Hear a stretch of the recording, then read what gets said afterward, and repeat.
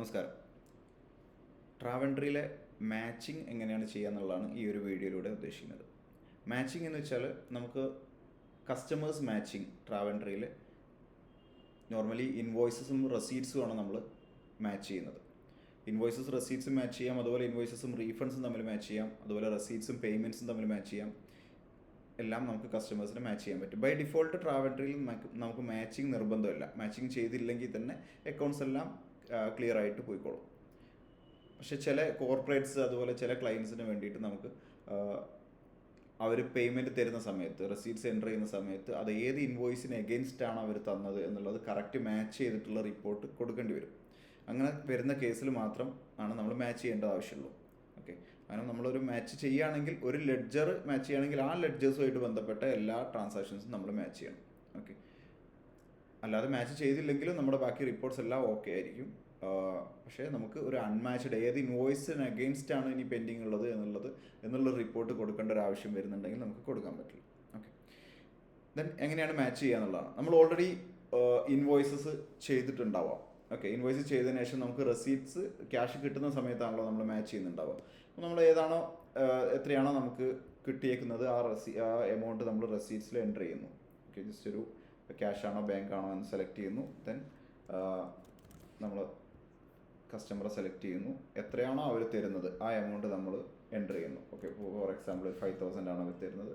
നരേഷനിൽ നമുക്ക് cash received against tickets or something എന്ത് വേണമെങ്കിലും നമുക്ക് എൻ്റർ ചെയ്യാം. സേവ് ചെയ്യുന്നു, ഫൈനൽ സേവ് ചെയ്യുന്നു. ഇത് നോർമൽ റെസീറ്റ്സ് ആണ്. ഓക്കെ, ഇതിനകത്ത് മാച്ച് ചെയ്യണമെന്നുണ്ടെങ്കിൽ നമുക്ക് ഇവിടെ എഡിറ്റ് കൊടുത്തു കഴിഞ്ഞാൽ ഇവിടെ മാച്ചിങ് എന്ന് പറഞ്ഞൊരു ബട്ടൺ കാണാം. ഇതിൽ മാച്ചിങ് ക്ലിക്ക് ചെയ്യാം.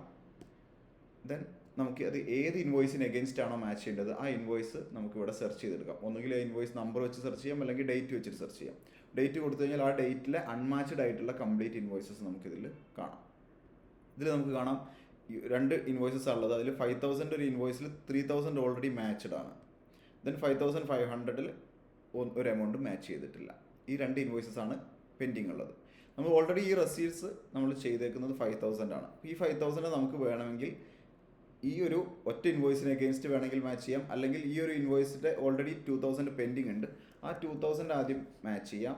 ദെൻ ബാലൻസ് ഉള്ളത് എത്രയാണോ ബാലൻസ് ഉള്ള 3,000 നമുക്ക് ഈ ഒരു ഇൻവോയ്സിലേക്ക് വേണമെങ്കിൽ മാച്ച് ചെയ്യാം.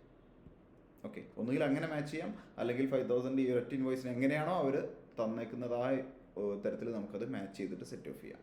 ഓക്കെ, ദെൻ നമുക്ക് മാച്ച് ചെയ്ത് അത് കംപ്ലീറ്റ് ആയി കഴിഞ്ഞാൽ ഇവിടെ ലെഫ്റ്റ് സൈഡിൽ കാണാം മാച്ചിങ് ലിമിറ്റ് റീച്ച്ഡ്. ഓൾറെഡി ഈ 5,000 നമ്മൾ ഇതിൽ മാച്ച് ചെയ്തിട്ടുണ്ട് എന്നുള്ളതാണ്. ഓക്കെ, ഇങ്ങനെയാണ് മാച്ചിങ് ചെയ്യേണ്ടത്. മാച്ചിങ് ചെയ്ത് കഴിഞ്ഞാൽ നമ്മൾ ശ്രദ്ധിക്കേണ്ട കാര്യം എന്ന് വെച്ചാൽ, നമ്മളൊരു മാച്ച് ചെയ്ത ഇൻവോയ്സസ് അല്ലെങ്കിൽ റെസീറ്റ്സ് അത് ഡിലീറ്റ് ചെയ്യുന്ന സമയത്ത് ഓൾറെഡി അത് മാച്ച് ചെയ്തിട്ടുണ്ടെങ്കിൽ നമ്മളത് എന്ത് ചെയ്യണം, ശ്രദ്ധിക്കണം. അല്ലെങ്കിൽ ആ ഒരു ലെഡ്ജർ നമ്മൾ ചേഞ്ച് ചെയ്യുകയാണെങ്കിലൊക്കെ ഓൾറെഡി മാച്ച് ചെയ്തതാണെങ്കിൽ നിങ്ങളത് ശ്രദ്ധിക്കണം. ആ മാച്ചിങ് റിമൂവ് ചെയ്തതിന് ശേഷം ഡിലീറ്റ് ചെയ്യാൻ പാടുള്ളൂ, അല്ലെങ്കിൽ അത് എഡിറ്റ് ചെയ്യാൻ പാടുള്ളൂ. ഓക്കെ, ദെൻ അതിൻ്റെ റിപ്പോർട്ട്സ് എങ്ങനെയാണ് എടുക്കുക എന്നുള്ളതാണ്. ഇവിടെ മാച്ചിങ് റിപ്പോർട്ട് കാണാം. മാച്ചിങ് റിപ്പോർട്ടിൽ നമുക്കൊരു ഡേറ്റ് ടു ഡേറ്റ് നമ്മളൊരു കസ്റ്റമറെ സെലക്ട് ചെയ്ത് കഴിഞ്ഞാൽ ആ ഒരു കസ്റ്റമറുടെ ഇവിടെ 3 ഓപ്ഷൻസ് കാണാം. Detailed view, unmatched only, invoice set of. ഈ ഇൻവോയ്സ് സെറ്റ് ഓഫ് ടിക്ക് ചെയ്തിട്ട് എടുത്തു കഴിഞ്ഞാൽ നമുക്ക് കറക്റ്റ് അതൊരു ഫോർമാറ്റിൽ നമുക്ക് ഏത് ഇൻവോയ്സ് ആണോ ഇനി പെൻഡിങ് ഉള്ളത് ആ ഇൻവോയ്സ് മാത്രം കിട്ടും. 2,500 ഒരു ഇൻവോയ്സ് മാത്രമേ ഇനി പെൻഡിങ് ഉള്ളൂ. ഇതിൻ്റെ ഇൻവോയ്സ് ടോട്ടൽ എമൗണ്ട് നമുക്കറിയാം, നമ്മൾ 5,500 ആയിരുന്നു ചെയ്തിട്ടുണ്ടായിരുന്നത്. പക്ഷേ അത് 2,500 ഇനി പെൻഡിങ് ഉള്ളൂ. ഇനി അതിൻ്റെ ഒരു ഡീറ്റെയിൽഡ് റിപ്പോർട്ട് നമുക്ക് എടുക്കണം എന്നുള്ളതാണെങ്കിൽ നമുക്ക് ഈ ഇൻവോയ്സ് സെറ്റ് ഓഫ് ഒഴിവാക്കിയിട്ട് സബ്മിറ്റ് കൊടുത്തു കഴിഞ്ഞാൽ അതിൻ്റെ ഒരു കംപ്ലീറ്റ് റിപ്പോർട്ടായിട്ട് നമുക്ക് കിട്ടും. 5,000 ഒരു ഇൻവോയ്സ് ചെയ്തു, അതിൽ ആദ്യം ഒരു 3,000 മാച്ച് ചെയ്തു, ദെൻ 2,000 മാച്ച് ചെയ്തു.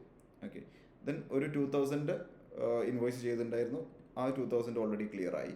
ദെൻ 5,500, ദെൻ അതിൽ 3,000 മാച്ച് ചെയ്തു, ദെൻ ബാലൻസ് 2,500. ഇതതിൻ്റെ കംപ്ലീറ്റ് റിപ്പോർട്ടാണ്. ഇതിൽ അൺമാച്ച്ഡ് ആയിട്ടുള്ള റിപ്പോർട്ട് മാത്രം എടുക്കണമെന്നുണ്ടെങ്കിൽ ഈ അൺമാച്ച്ഡ് ഓൺലി ടിക്ക് ചെയ്തെടുത്തു കഴിഞ്ഞാൽ അപ്പോൾ നമുക്ക് എന്ത് ചെയ്യാം, 5,500 3,000 മാത്രമേ മാച്ച് ചെയ്തിട്ടുള്ളൂ, ബാക്കി 2,500 പെൻഡിങ് ഉണ്ട് എന്നുള്ളതാണ്. ഓക്കെ, അപ്പോൾ നമ്മൾ ആദ്യം എടുത്ത റിപ്പോർട്ട് പ്രകാരം നമുക്ക് കാണാം 2,500 ഈ ഒരു സെറ്റ് ഓഫ് എടുത്ത് റിപ്പോർട്ട് ആണ് കൂടുതൽ ആളുകളും പ്രിഫർ ചെയ്യുന്നുണ്ടാവുക.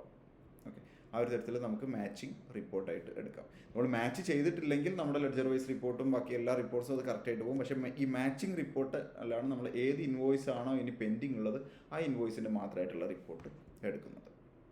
ഓക്കെ, ഇത് വെച്ചിട്ട് നമുക്ക് പ്രീവിയസ് ഫിനാൻഷ്യൽ ഇയറിൽ പെൻഡിങ് ആയിട്ടുള്ള ഇൻവോയ്സസും വേണമെങ്കിൽ ഈ പ്രീവിയസ് ഫിനാൻഷ്യൽ ഇയറിലെ ഡേറ്റ് വെച്ചിട്ട് അങ്ങനെ എടുക്കാൻ പറ്റും. പ്രീവിയസ് ഫിനാൻഷ്യൽ ഇയറിൽ ഏത് ഇൻവോയ്സ് ആണോ പെൻഡിങ് ഉള്ളത് ആ ഇൻവോയ്സും കൂടെ നമുക്ക് ഈ ഒരു ഒറ്റ സ്റ്റേറ്റ്മെൻ്റ് ആയിട്ട് നമുക്കത് എടുക്കാൻ പറ്റും.